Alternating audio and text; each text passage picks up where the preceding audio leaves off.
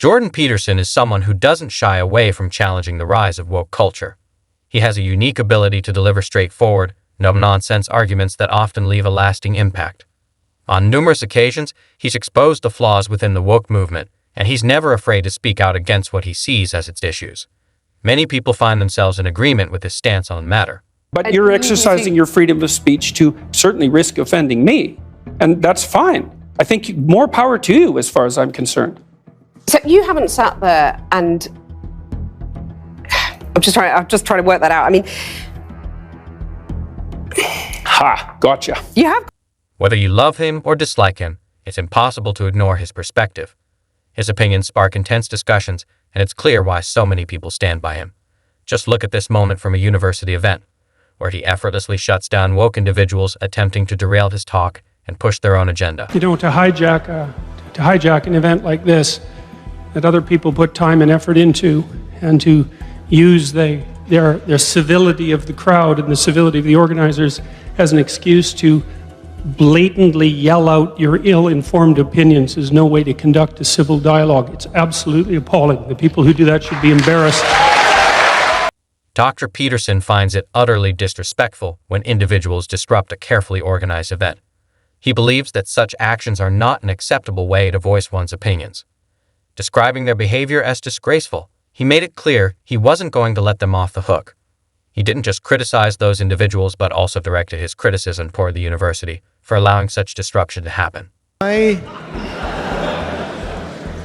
Why do you think people are afraid of free speech? Well, you know, people develop an ideological view of the world because they don't want to think through things in real detail, and they're aided and abetted in that endeavor by their pathological professors who are feeding them, what would I say, an oversimplified radical view of the world that, in my estimation, is fundamentally based in resentment. Not that there's no reason for, say, a left-wing view of the world, and we can get to that later. It's easy virtue. You know, you can stand up in front of 900 people with your placard and you're screeching, and you can declaim to the entire audience your fundamental moral superiority. You can tell everyone at once that they're all beneath you and you're standing for the right thing, and absolutely none of that is earned. You know, like what the hell was that? Seriously, man. It's just complete misbehavior. It's embarrassing, and the fact that the people who do that don't have enough sense to go hide their head in shame just tells you how badly socialized they are and how terribly educated they are. And the thing that's so awful is that there are professors and educators who promote that. They say, well, that's how you change the world. It's like, it is how you change the world, but it's certainly not how you make it better. You make it worse, clearly. You know, there's no comfort in that, and there's nothing about it that's impressive. It's no better in some sense than a 2-year-old having a tantrum on the floor. It shows, as far as I'm concerned, it approximates the same level of psychosocial development. So, and the fact that this is happening continually at universities it truly makes me embarrassed to be associated with the university. And I say that with great displeasure because, you know, I've been working for great universities for a very long time, and the university is an absolutely remarkable institution. You know, it's survived for 1,000 years, and to see it brought down by people whose behavior would be out of place at a 4-year-old's birthday party is something abysmal to behold. Jordan believes that some individuals embrace simplistic and extreme beliefs because they avoid grappling with complex issues. He points the finger at certain professors who, in his view, encourage this mindset by promoting extreme viewpoints driven by anger. Peterson is disheartened that universities, which should be hubs for learning and critical thought, are being undermined by such behavior. He made a powerful impression on the audience and expertly handled the situation. But the question remains, how does he respond when a woke interviewer attempts to trap him? Can you be more, is it equality of opportunity? Is it equal pay across the board? Is it something more than that? I think equality's better for everyone. I think, okay. You know, I'm really delighted, you know, I love my job because it's an optimistic and a hopeful job, which is about creating more choices for people. I'm interested in people being able to have different choices and having equality of outcome. Aha, well, so you're going to have choices and equality of outcome. what if people choose different things, which is what they've been doing in Scandinavia? So the Scandinavian countries have moved more towards gender equality than any other countries, and the personality differences in Scandinavia have increased rather than decreased, and the proportion of women who are choosing STEM fields has decreased rather than increased.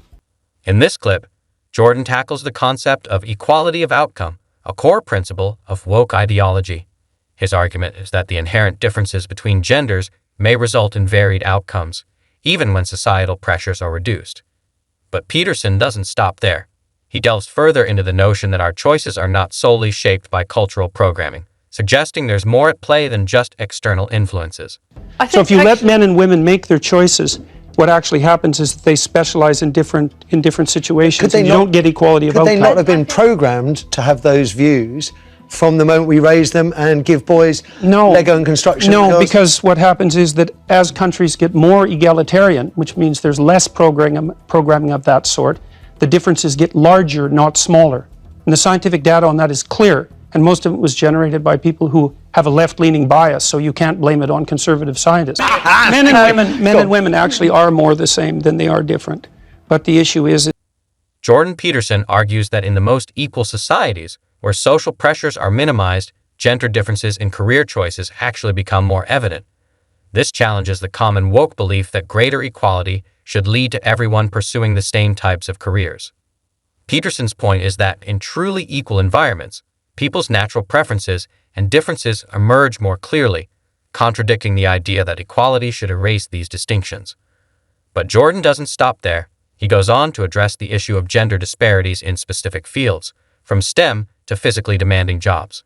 What I want to say about pronouns is that we have to get beyond this simplistic discussion, which is either about grammatical infelicity, singular, plural, or that we should be nice to people. We actually have to deal with our responsibility in creating institutional climates that take very seriously the goal of reducing inequality. Think about, well, why do we in fact use pronouns? And we use them in part for the same reason that we use other categories, and that's to simplify the world for functional purposes, roughly speaking.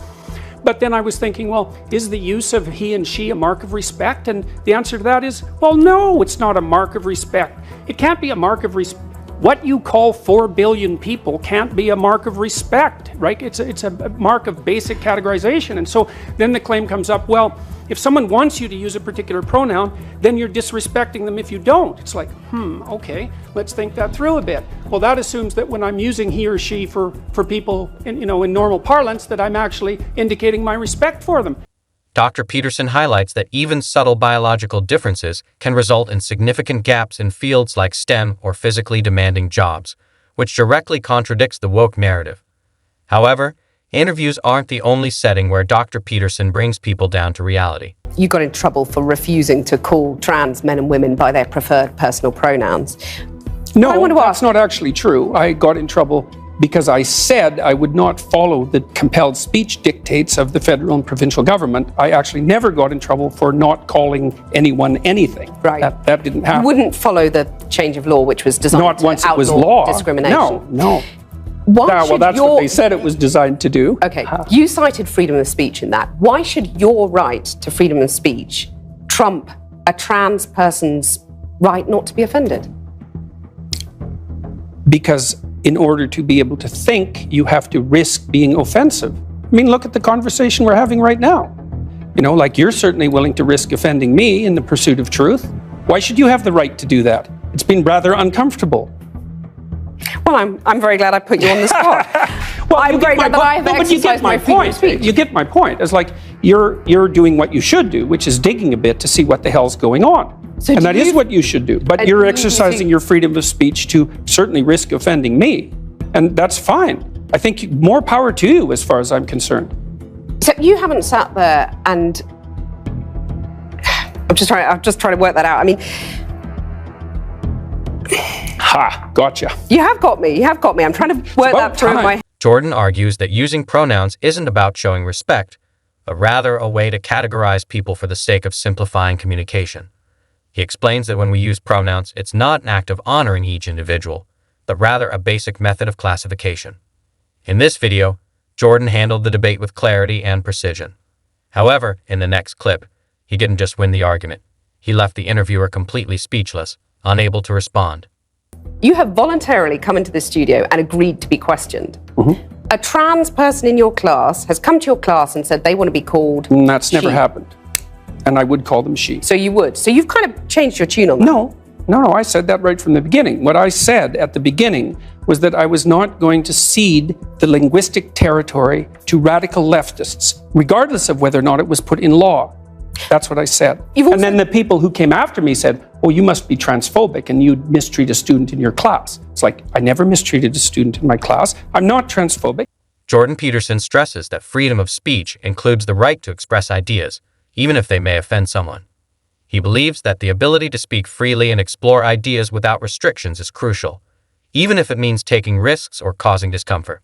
Yeah. You're comparing them with, Chairman Mao, who saw the deaths of millions of people. Well, even if the activists, they're trans people too. They have a right to say these things. Yeah, but they don't have a right to speak for their whole community. To compare them to Chairman Mao or, Pinochet, Augusto Pinochet. I mean, this is grossly insensitive. I didn't compare them to Pinochet. Well, I did compare them to He Mao. was an authoritarian. He's a right-winger, though. I was comparing them to the left-wing totalitarians.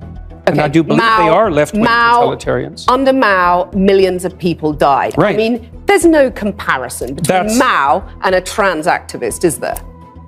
Why not? Because trans activists aren't killing millions of people? The philosophy that's guiding their utterances is the same philosophy. The consequences are... Not yet. You're saying that trans activists could lead to the deaths of millions of people? No, I'm saying that the philosophy that drives their utterances is the same philosophy that already has driven us to the deaths of... Fighting and the lobster. Tell us about the lobster. Well, that's quite a segue. Well, the first chapter I have in my book is called Stand Up Straight with Your Shoulders Back. And it's an injunction to be combative, not least to further your career, let's say, but also to adopt a stance of ready engagement with the world and to reflect that in your posture. And the reason that I write about lobsters is because there's this idea that hierarchical structures are a sociological construct of the Western patriarchy. And that is so untrue that it's almost unbelievable. And I use the lobster as an example because the lobster, we divulged from lobsters in evolutionary history about 350 million years ago, common ancestor. And lobsters exist in hierarchies and they have a nervous system attuned to the hierarchy. And that nervous system runs on serotonin, just like our nervous systems do. And the nervous system of the lobster and of the human being is so similar that antidepressants work on lobsters. And it's part of my attempt to demonstrate that the idea of hierarchy has absolutely nothing to do with sociocultural construction. Jordan's position here is about maintaining control over how we use language. He's not just focused on pronouns. His concern is that allowing others to dictate our speech could lead to much larger problems in the future. This stance is highly controversial because, on one hand, it's about defending free speech, but on the other, it exposes Jordan to significant backlash and trouble.